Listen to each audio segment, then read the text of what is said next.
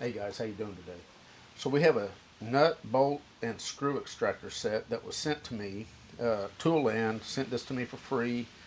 We're going to take a look at it, see how well it's made, and we're going to try to give a demonstration on how it works. Now I've used these style screw extractors and these style nut and bolt extractors over the course of maybe 20 years, and I've had really good luck with them. I've never used any of these style. Um, but it looks like they should work good. I have used lug nut removers before.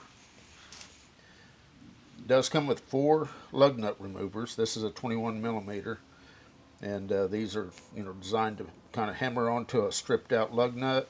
Put your 1/2 inch breaker bar in there, or ratchet, and wrench them off. But what this comes with is a 1/4 inch to 19 millimeter set of nut and bolt extractors, and then an 1/8 inch to 1/2 inch screw extractor. The way these work is you just drill a hole, like I've done here, in a screw or a bolt, and then you're going to stick this in and turn it out. The way these work is if you have a stripped out head on a nut or a bolt, then you're going to take one of these, stick it down on here, and wrench it off. The way the flutes are cut on these is when you start turning it in a counterclockwise direction, it bites in and spins it out, theoretically. These work pretty much the same way. What these are for is a small, like a Phillips head, or in this case an Allen cap screw, to where, let's say that this was flush, or a Phillips head was flush with the surface, and you can't get anything like this, down around it, which would be ideal. What you then have to do is drill a hole, which I've drilled the flats out of this, and then you're going to take this little unit right here and spin it out. So let's quickly just take a look at what you got.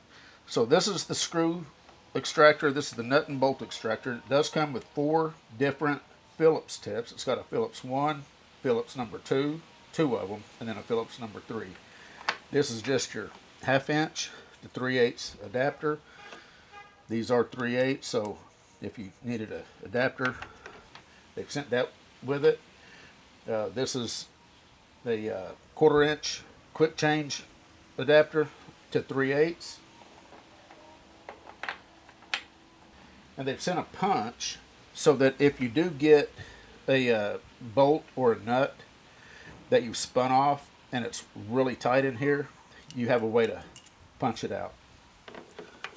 That way you don't have to go digging around for a punch or something to spin that out with. All these are the same, they're just different sizes. So with that said, let's take a look at the instructions real quick. And this might give you kind of a visual of how these work. So here's a Phillips head screw. So you'd use these with that. There's a cap screw. And see, this is what I'm talking about. If it's flush and you can't get on the outer diameter, then you drill the center and then use one of these to extract it. Same with your Phillips. Again, flush. You could use this style too, as long as you can, access it. But if it's down in a deep hole to where you can't get these shorter extractors in, that's where these would come in. And then, of course, here's your bolt head. Nut is going to work the same way. You want to tap one of these down and then extract it out. Then, of course, you got your lug nut remover. You tap that on a stripped out lug nut and extract it. So what I have done is I've taken a bolt, this 3/8 bolt right here. I have turned it completely round, so there's 0 flats left on it. I've also drilled a center hole. I'm going to stick this nut in a vise. I'm going to tighten this up as tight as I can with my vise grips. And then we're going to use one of these to see if we can loosen it off. I'm going to tighten it up again. We're going to use one of these extractors. See if we can go down into the center, do the same thing. And then we're going to try one of these on this smaller, I don't even know what size that is, probably a 1032. And see if we can get one of these to work. I'm not sure what size hole I drilled here. I just picked a drill bit to make sure it had all the flats machined out of it. So let me get this over in the vise. We're going to get it tightened up, and we're going to get after it. All right, so I've got the nut clamped in the vise. We're going to take some vise grips here. My eagle grip. And we're going to just see, I mean, I don't want to crank down on it so tight that I end up damaging the bolt. Okay, that's pretty darn tight. That's probably tighter than what you would typically tighten one of these bolts in a regular fashion. So I've got the, this is the number 13. I don't like to beat on these too much. We'll beat on it a little bit. Put it in reverse. And okay. That seemed like it was easier than normal, so let me tighten this up even tighter.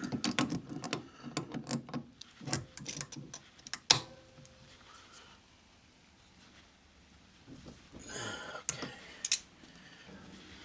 You know what? Let me get the next size bigger.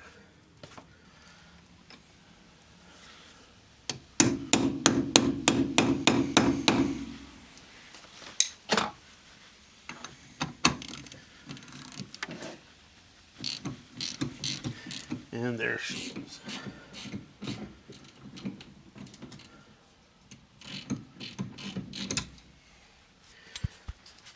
So that works as expected. You can see how it bites into the flats on it. So let's go ahead and tighten this up.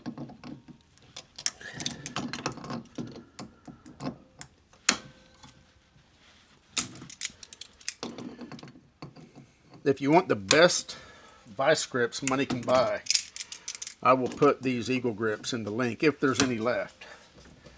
These are the same thing that Snap-on sells for $110. You can get these for, I think they're under 40. Same exact ones. Anyway, now we're going to see if we can get that loose by using the internal tool. A couple love taps.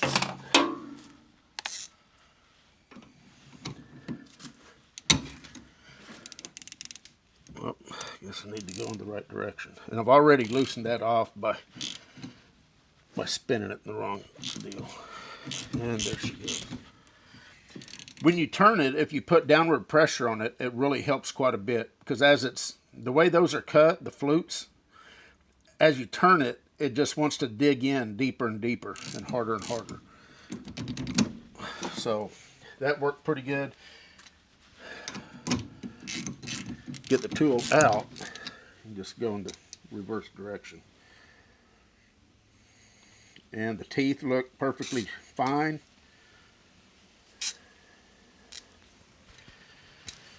So that's how that works. That obviously worked pretty darn good. So now let's get that small fastener.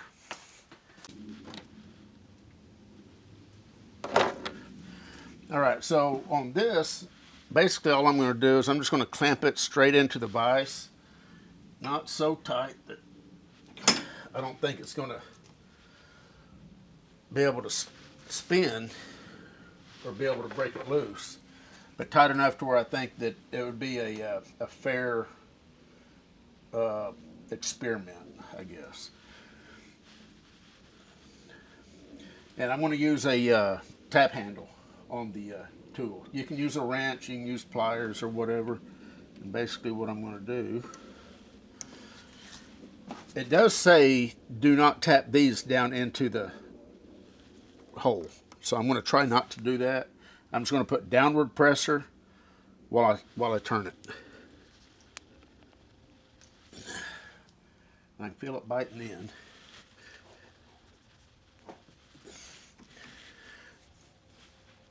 And it is it turning?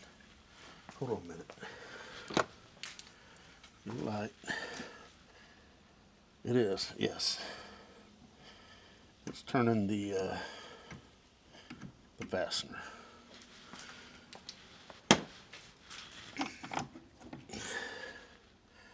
So you can see how it stripped all the threads off of the screw. So, I mean, I'd say that bites in pretty good. You know, if you had a, let's see, go that way. Okay.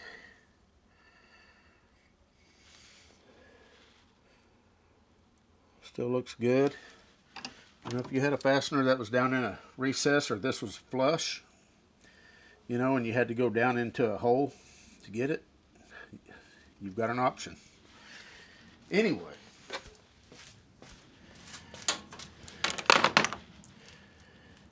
I think this thing did a pretty good job.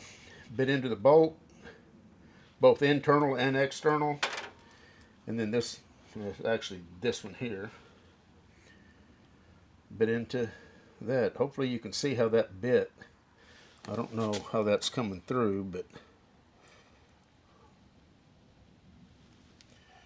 from my angle, it bit in pretty darn good. Anyway, if you're looking for a complete nut, bolt, screw extractor, this is a pretty good option, it looks like. Number 3, number 2, and a number 1. Now, this should cover pretty much anything that you come across. Just so you know what size lug nut extractors that it has here: 22, 21, 19, and 17. And of course, imperial sizes, these are tapered, right? So whatever the equivalent imperial size is to 21 millimeter, this is also going to work. It'd be nice if they actually put on here, you know, like 3/4 and 20 or 19, whatever 3/4. 3/4 is probably closer to 19, I would guess. 11/16, maybe for 17. Anyway,